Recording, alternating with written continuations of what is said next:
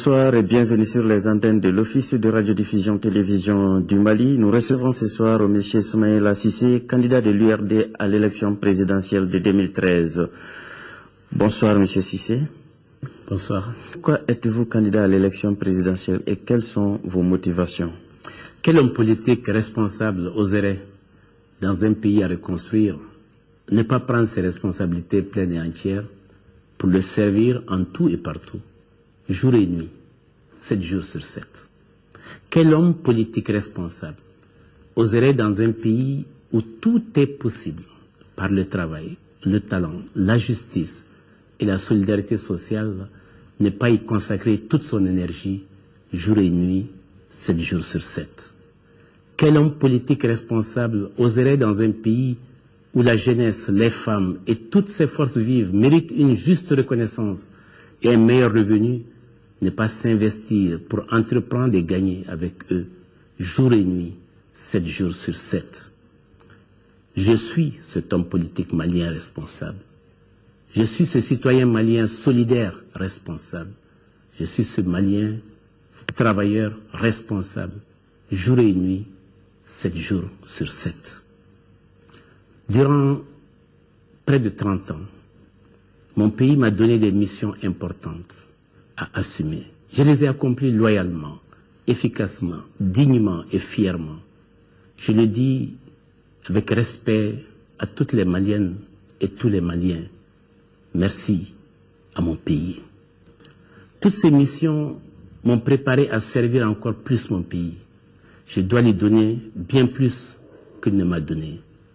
Je ne lui donnerai pas de promesses populistes intenables, ni de rêves irréalistes. Mais je lui donne un programme clair, chiffré, dynamique et fédérateur pour un avenir partagé, sécurisé, stable et porteur de croissance. Je ne crois pas à l'autoritarisme comme mode de gouvernance. Je crois que l'exemple donné chaque jour et dans chacun de ses actes par un chef d'État et le total respect de ses engagements, je dis bien de ses engagements, impose naturellement son autorité. Je n'ai donc qu'une conviction plus forte qu'une ambition. Un Mali nouveau est possible. Après avoir rencontré et écouté tant de Maliennes et de Maliens, je les regarde droit dans les yeux et je leur dis simplement, mais puissamment, oui, un Mali nouveau est possible, mais ensemble. Additionnons nos talents, nos projets, nos forces et nos énergies, plutôt que de nous affaiblir dans la division. Multiplions nos efforts, nos solidarités et nos fraternités, pour que la misère, la pauvreté et le chômage reculent. Croyons à notre capacité de réussir individuellement et collectivement, car chacune et chacun a sa place, toute sa place dans un Mali nouveau. Je ne suis donc pas candidat à un poste d'honneur, je suis un Malien, convaincu et engagé, qui veut que son pays soit plus fort et respecté demain, que son peuple puisse partager demain à égalité de chances les fruits d'un développement mutuellement entrepris et volontairement consenti. Alors, quels sont aujourd'hui vos axes prioritaires pour sortir notre pays de cette situation sociopolitique et économique? Mon programme n'est pas né de la dernière pluie au Mali, ni après une nuit de rêve. Je travaille depuis longtemps, entouré de compétences maliennes et en permanence à l'écoute du peuple, à poser des fondations solides et durables pour mon pays. Je ne crois qu'au travail en profondeur, qu'au travail en équipe, qu'au travail aux résultats contrôlables par le peuple et bénéfiques pour le peuple. Je parlais de fondations, celle que je propose à mon pays repose sur 5 piliers. Le premier pilier, c'est consolider nos institutions. Je prendrai une seule pour illustrer notre armée. Elle doit être mieux bâtie. Les gens doivent être mieux formés. Elle doit être mieux équipée pour devenir une armée républicaine qui va défendre notre territoire. Ensuite, le deuxième pilier, nous devons bâtir une société civile active, responsable et engagée. Un exemple, nous devons faire en sorte que la presse soit plus libre, plus engagée. Ensuite, nous devons travailler comme troisième pilier à la croissance d'une économie compétitive, durable et juste. Cette économie doit nous permettre de relever les défis, en particulier faire face au chômage des jeunes, créer plus de richesses et lutter efficacement contre la pauvreté. Nous devons aussi fournir comme quatrième pilier aux populations des services sociaux à la mesure de leurs attentes et de leurs besoins. Ainsi, nous devons faire en sorte qu'il y ait plus d'eau potable, qu'il y ait plus de centres de santé, qu'il y ait plus de classes d'école. Et dernier pilier, nous faisons des jeunes et des femmes un véritable atout pour l'avenir. Nous devons mieux traiter les jeunes, nous devons mieux traiter les femmes, nous devons être à leur écoute et surtout nous devons les responsabiliser. C'est ainsi que nous prendrons certainement des textes pour qu'il y ait plus de jeunes, plus de femmes dans nos différentes institutions. Envisagez-vous une refonte des textes de base du Mali et comment comptez-vous le faire? Oui, je pense qu'il faut refondre un certain nombre de textes sur la base des 5 piliers.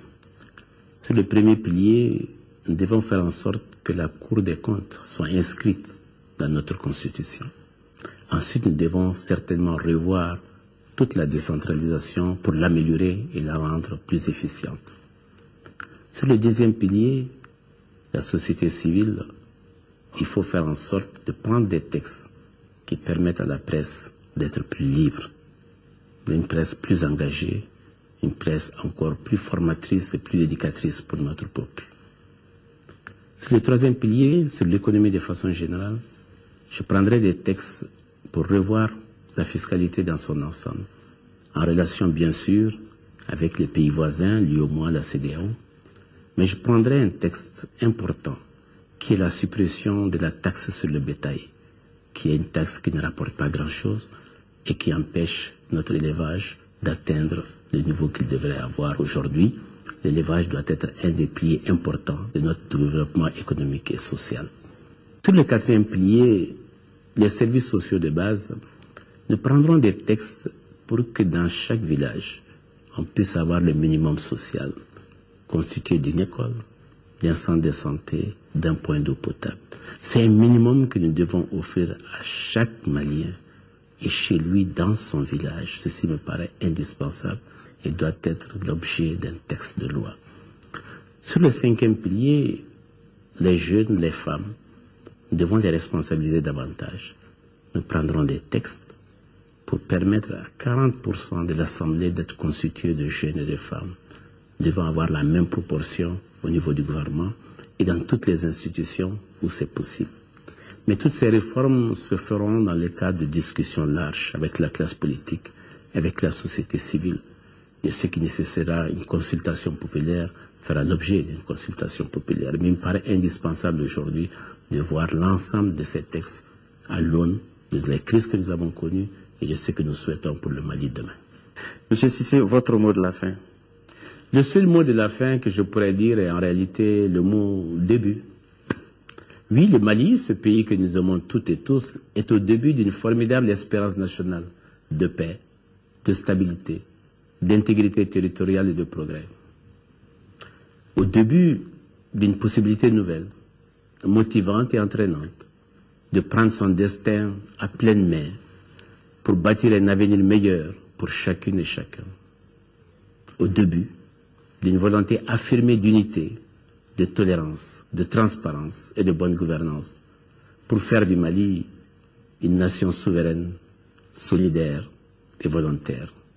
Alors, si nous sommes convaincus, toutes et tous, que nous sommes au début d'une commune et heureuse histoire de notre pays à créer, levons-nous ensemble et marchons ensemble pour un Mali nouveau.